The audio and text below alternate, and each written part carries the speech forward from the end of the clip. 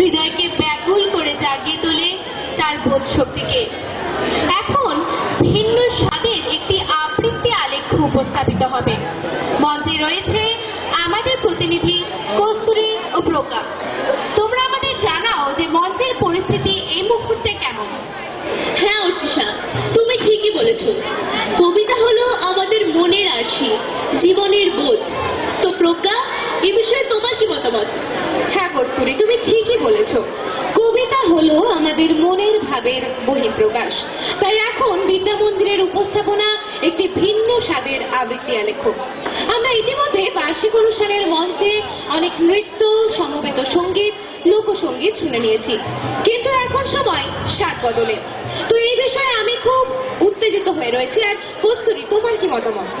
হ্যাঁ প্রজ্ঞা, ব্যক্তিগতভাবে আমিও এই আবৃত্তি আলেখ্যের জন্য ভীষণভাবে উৎসুক হয়ে রয়েছি। আর এই স্বাদ বদল যেহেতু আসতে চলেছে এই আবৃত্তি আলেখ্যের মাধ্যমে। হ্যাঁ কস্তুরী, আর দেখো দর্শকদেরও দেখে খুবই উত্তেজিত মনে হচ্ছে। আর মঞ্চেও চলছে আবৃত্তি আলেখ্যের প্রস্তুতি। আর এই আবৃত্তি আলেখ্যটি হলো কবি শুভ দাশগুপ্তের কবিতা ছুটি। আর উপস্থাপনায় রয়েছে বিদ্যা মন্দিরের ভাই বোনেরা। আসুন আমরা শুনে নিই এই সুন্দর আবৃত্তি আলেখ্যটি। আর আপনারা চোখ রাখুন সরস্বতী টিভিতে। আর আপনারা কোথাও যাবেন না, কারণ এরপরে রয়েছে আরো অনেক অনেক আকর্ষণ। আর আপনারা দেখছেন সরস্বতী টিভি। আমরা আছি আপনাদের পাশে সব সময়, সারাক্ষণ। হ্যালো রমা, আমি 10 মিনিটে আসছি। সমস্ত রোগীদেরকে বসিয়ে রাখো। ডাক্তারবাবু, আমার খুব পেটে ব্যথা করছে, আমি আর পারছি না, একটু দেখুন না। আপনি আউট হয়ে যান। আপনার কি হয়েছে? ডাক্তারবাবু, আর 4 দিন হয়ে গেল আমার মেয়েটা কিচ্ছু খাচ্ছে না। আপনি দেখুন না ডাক্তারবাবু, আপনার পায়ে পড়ছি না। আপনি আউট হয়ে যান। ডাক্তারবাবু, হ্যালো, আমি আসছি। ডাক্তারবাবু। নমস্কার। আমাদের আজকের নিবেদন কবি শুভ দাশগুপ্তের এক অনবদ্য সৃষ্টি, এক অসহায় বাবার স্বপ্নের করুণ মর্মান্তিক পরিণতির জীবন্ত দলিল, কবিতা ছুটি। হাসপাতালের করিডোরে বড় বাজারের মতো ভিড় ঠেলে নিকুঞ্জ কোনো মতে ডাক্তারবাবুকে ধরতে পারল। ফাঁসির আসামির মতো বিপন্ন বিধ্বস্ত নিকুঞ্জ মরিয়া হয়ে ডাক্তারবাবুর হাত দুটো চেপে ধরল। কিছু একটা করুন স্যার, আজ 4 দিন হয়ে গেল আমার ছোট্ট মেয়েটা ওই নোংরা বারান্দায় পড়ে আছে। বড় ডাক্তারবাবু বিরক্ত হলেন। চারপাশে ভিড় করা হবু ডাক্তারের দল হই হই করে উঠল। পথ ছাড়ুন, পথ ছাড়ুন, স্যারকে যেতে দিন। বেড, সিট এসব আমাদের দেখার কথা নয়, আপনি আসল জায়গায় যান। রোগী উপচে পড়া হাসপাতালের ভয়ঙ্কর নোংরা বারান্দায় অসংখ্য রোগীর ভিড়ে একটা ময়লা বিছানায় নিকুঞ্জর একমাত্র মেয়ে মামনি শুয়ে আছে। ঢাকা সেবক, হাতে ফোটানো স্যালাইন সুচ, চোখ ঢুকে গেছে কোটরে। জুতোর দোকানে সামান্য মাইনের কর্মচারী নিকুঞ্জ, তার আদরের মেয়ে মামুনির কঠিন অসুখ, ডায়ালিসিস করতে হবে। ডাক্তারের বিধান। নিকুঞ্জ গত 4টে দিন উদ্ভ্রান্তের মতো ছুটছে পাড়ার এমএলএ থেকে রাইটার্সের আমলাদের ঘর। নিকুঞ্জ ছুটে বেড়াচ্ছে অপরাধীর মতো। ভিজিটিং আওয়ারের বিষণ্ণ বিকেলে 7 দরজায় কৃপা ভিক্ষা সেরে ক্লান্ত নিকুঞ্জ একটা সস্তার কেক আর 2টো ছোট সন্দেশ কাগজের ঠোঙায় নিয়ে মেয়ের মাথার কাছে এসে বসে। সন্দেশ খাবি মামনি? এনেছি, এই দেখ। যেন কোনো গভীর অতল থেকে ক্ষীণ স্বরে মেয়ে বলে, বাবা, আমার ছুটি কবে হবে? বাবা, আমি বাড়ি যাব কবে? বাবা। এইটুকু বলতে বলতে সে ঝিমিয়ে পড়ে। নিকুঞ্জ মেয়ের মাথায় হাত বোলায়। সন্দেশটা খেয়ে নে মা। সন্দেশ খাবো না বাবা, আমি আঙুর খাবো। ওই যে ঘরের ভেতর দেখো, ওই বিছানায় ওই মেয়েটা রোজ আপেল খায়, আঙুর খায়। আমি আঙুর খাবো বাবা, আমি আঙুর খাবো। নিকুঞ্জ ভেতরের হল ঘরে বিছানায় শুয়ে থাকা কুটকুটে মেয়েটিকে দেখে। তারপর ধীরে ধীরে বলে, আচ্ছা মা, কাল নিয়ে আসবো আঙুর। পাড়ার এমএলএ দয়াল হাতে চিঠি দিয়েছেন মন্ত্রী সিএকে। তিনি চিরকুট পাঠিয়েছেন আরেক আমলাকে। আমলা নোট পাঠিয়েছেন হাসপাতালের সুপারকে। কিন্তু গত কদিনে নিকুঞ্জর সমস্ত উদ্বেগ উৎকণ্ঠাকে তুচ্ছ করে সে নোট এখনো গিয়ে পৌঁছয়নি হাসপাতালে। নোট গেলে বিনা খরচে মামনির ডায়ালিসিস করা হবে। নোট যায়নি, দিন চলে যাচ্ছে, রাইটার্সে ছুটি চলছে। গরিব নিকুঞ্জ সারাদিন জুতোর দোকানে মানুষের পায়ে জুতো পরায়। অন্য মনস্ক কাজে ভুল হয়ে যায় বারবার, মালিক ধমক লাগায়।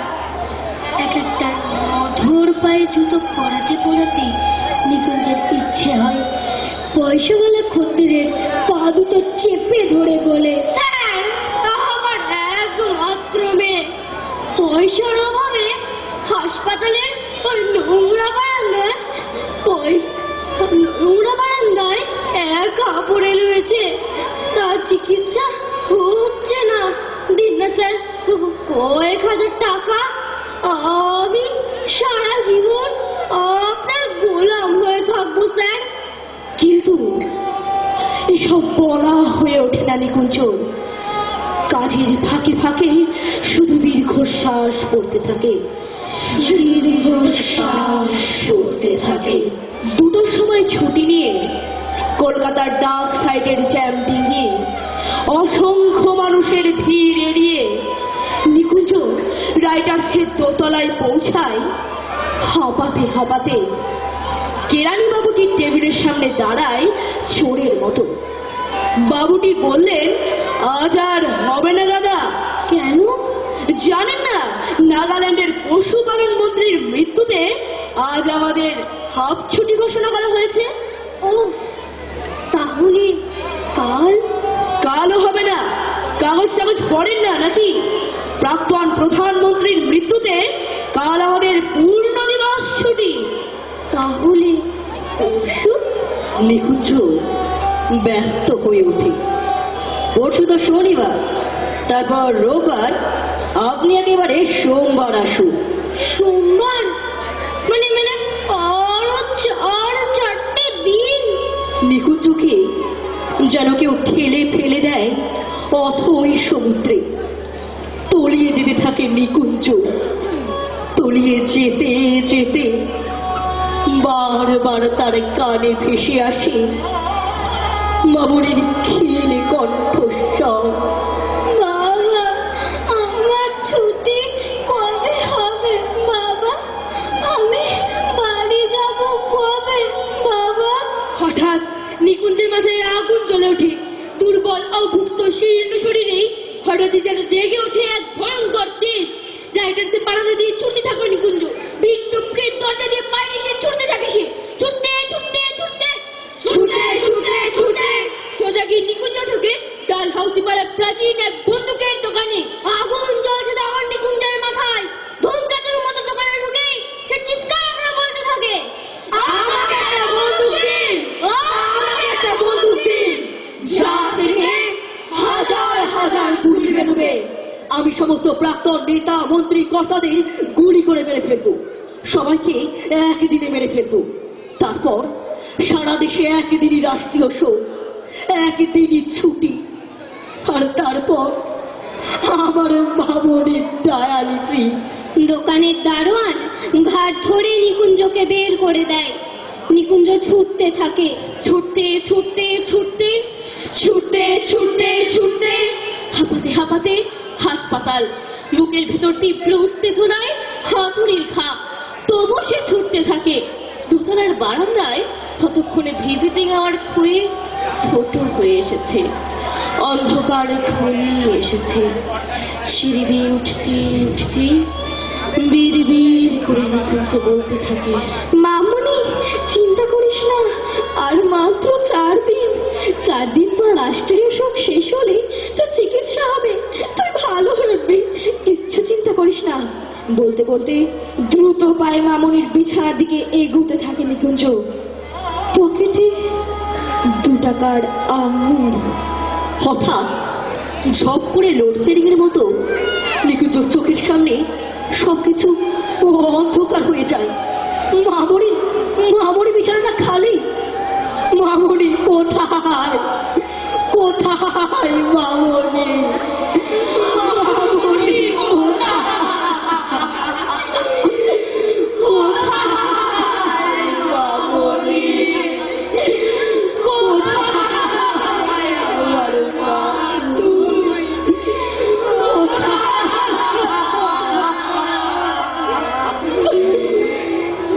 নিকুঞ্জের চিৎকারে একজন নার্স এগিয়ে আসে। নিকুঞ্জের বিধ্বস্ত মুখের দিকে তাকিয়ে একটু থমকে যায়। তারপর স্পষ্ট স্বরে বলে, আজ দুপুরে আপনার মেয়ের ছুটি হয়ে গেছে। কেমন বাবা আপনি? এই কদিনে একটা ফ্রি ডায়ালিসিস অর্ডার বের করতে পারলেন না? নিকুঞ্জ পাথর হয়ে গেল। পকেট থেকে আঙুরের থেতলে যাওয়া ঠোঙাটা বের করে শূন্য বিছানার সামনে দাঁড়িয়ে জোর গলায় বলতে লাগলো, আমি আঙুর এনেছি মা।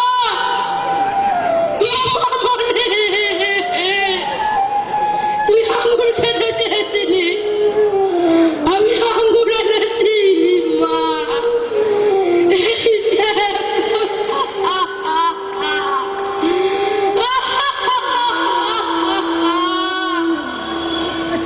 অনেক রাতে ভাড়া করা ম্যাটাডোরে একটা খাটিয়া মৃত মামনিকে শুইয়ে দূর মফস্বলের বাড়ির পথ ধরে নিকুঞ্জ। সারাটা রাস্তা ছুটন্ত ম্যাটাডোর ভ্যানে ঘুমিয়ে পড়া মামনির মাথার পাশে একা নিকুঞ্জ। সারাটা রাস্তা পূর্ণিমার চাঁদ আলু ধরল মামুনির মুখে। এক আকাশ নক্ষত্র আর তারা আলো বিছিয়ে রাখলো মামুনির ঘরে ফেরার পথে।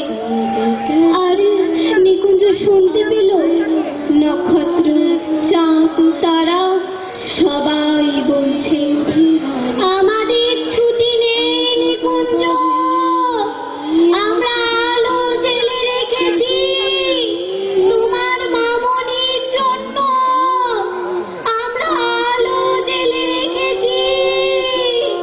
ভোরের আলো তখন সবে ফুটছে। ম্যাটাডোর ভ্যান এসে থামলো নিকুঞ্জর ভাঙা বাড়ির দরজায়। নিকুঞ্জর বউ পাগলের মতো ছুটে এলো, এনেছো গো, এনেছো আমার মেয়েকে, এনেছো। পাথর হয়ে যাওয়া নিকুঞ্জ কান্নায় তুমুল ভেঙে পড়ে পার পার বলতে লাগলো,